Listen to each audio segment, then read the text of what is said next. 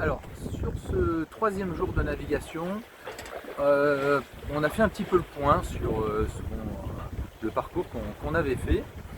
Alors, on s'est aperçu que le temps qu'on a mis pour venir du Cap d'Agde à Gibraltar, donc c'est-à-dire Gruissan, Canet, Banyuls, Barcelone, Majorque, Ibiza, Carthagène et Gibraltar, pour nous c'était le temps de premièrement formation de l'équipage pour que tout le monde soit à l'aise et se sente bien sur le bateau, trouve ses repères.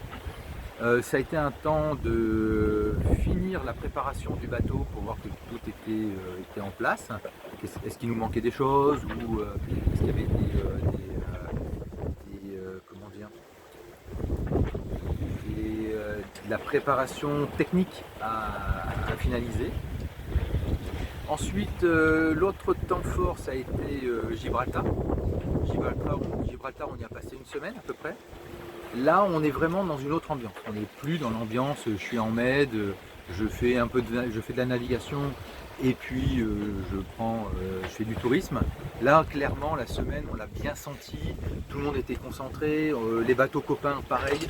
C'était vraiment la préparation du passage déjà du détroit de Gibraltar, qui n'est pas forcément évident. Et puis la traversée, préparer les bateaux pour la traversée pour les Canaries. C'est là un peu où tout le monde a acheté des bidons pour compléter, faire le complément des réservoirs de gasoil. Et ce qui nous occupait là sur les soirées qu'on passait entre bateaux copains, c'était la météo, la bonne fenêtre météo, les attaques d'orques aussi sur le sud-ouest de l'Espagne. Voilà, cette année il y en a pas, maintenant il n'y en a plus parce qu'ils suivent les bancs de thon, enfin tout un tas de discussions qui sont autour de ça.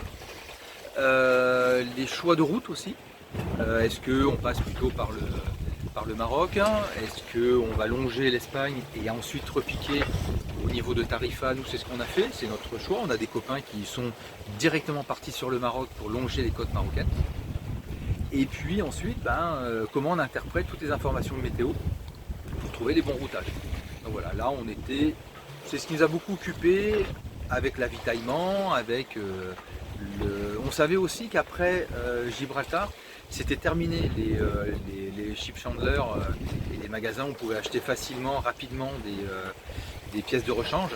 Donc nous, on a passé beaucoup de temps avec à trouver une solution de changement d'annexe à cet endroit-là, parce qu'on savait qu'après ça serait compliqué de toute façon.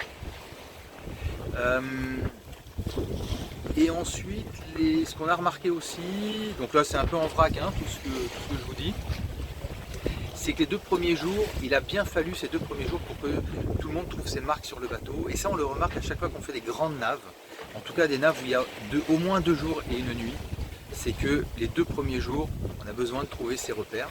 On s'aperçoit aussi que la distribution des rôles de chacun évolue par rapport à ce qui est à terre.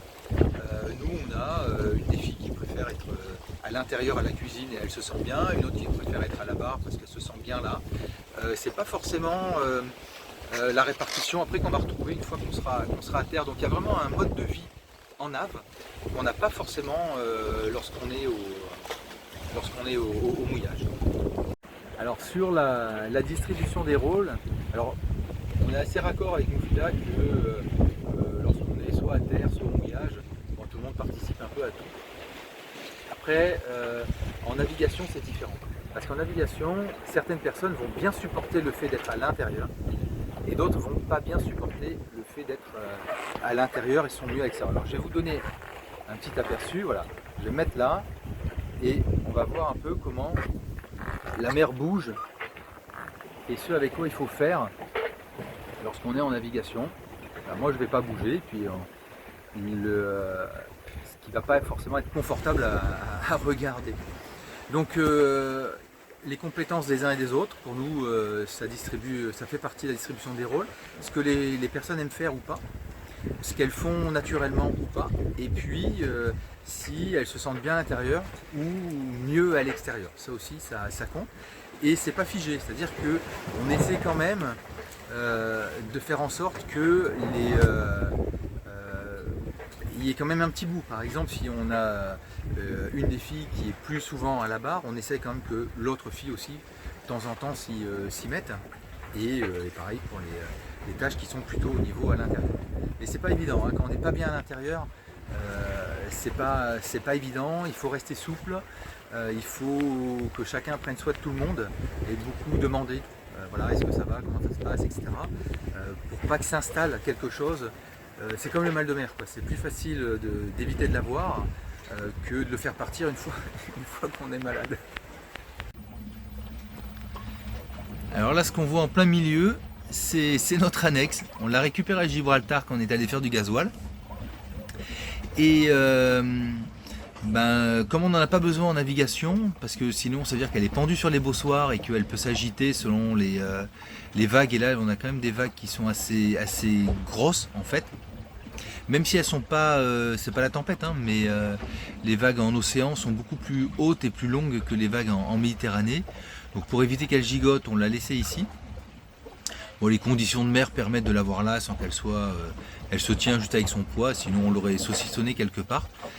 Et dès qu'on sera au mouillage, on pourra la gonfler et puis s'en resservir. En transat aussi, elle sera stockée à l'intérieur parce qu'on n'en a pas forcément besoin.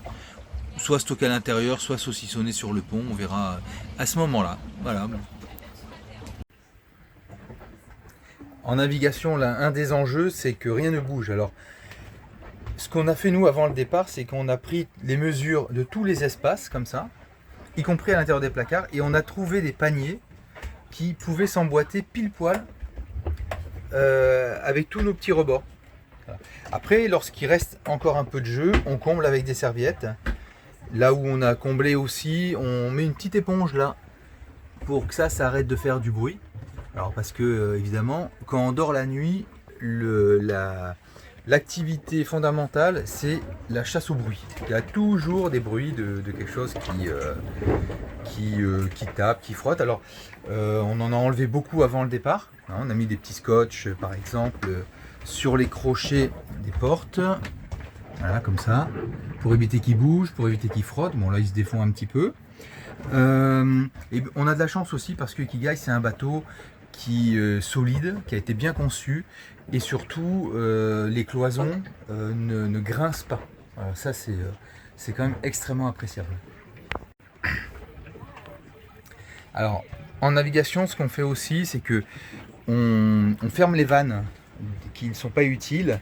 Donc ça veut dire qu'ici, dans ce cabinet de toilette et de douche, qui est celui qui nous est destiné, on a fermé toutes les vannes.